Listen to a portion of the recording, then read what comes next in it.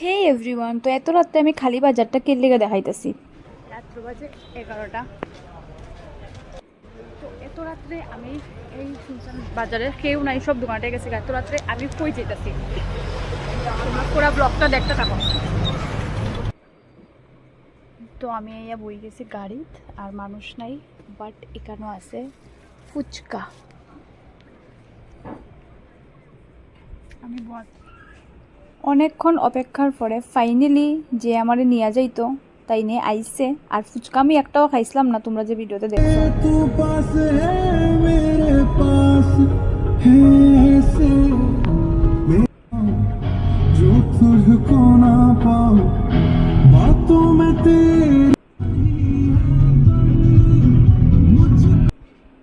আর আমরাই ফুরছিলাম আমরা ডেস্টিনেশনে, গান শুনে শুনে চিল মারতে মারতে। অনেকক্ষণের প্রচেষ্টার পরে মুখ দেখাই যান না আমার। তো তোমরা বুঝতেই পারতেছো মেবি আমি কই আইছি। আমি এই পড়ছি আমার পপর কাছে অনেক দিন পরে হেরে দেখছি, আর হে আমারে দেখা কি খুশি। আর হের সাথে সাথে টোটো বেতালা খুশি হয়ে গেছে আমারে দেখা।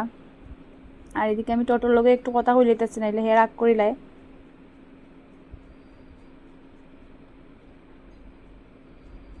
এখন আমরা এসে গেছি, এই যে ইম্পর্টেন্ট কাজ ছিল ধর্মনগরে আমার, আর এই ইম্পর্টেন্ট কাজের জন্য আমি এসেছি ধর্মনগর। দেখো তাহলে, এদিকে দেখো, দুষ্টু করে না, এদিকে দেখো।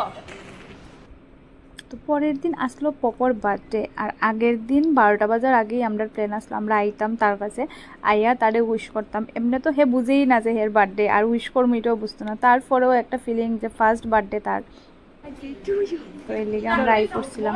ধরো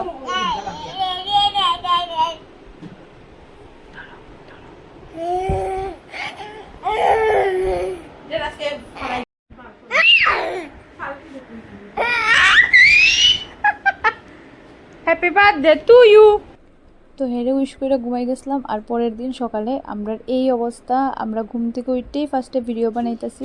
গুড মর্নিং বলো, গুড মর্নিং বলো।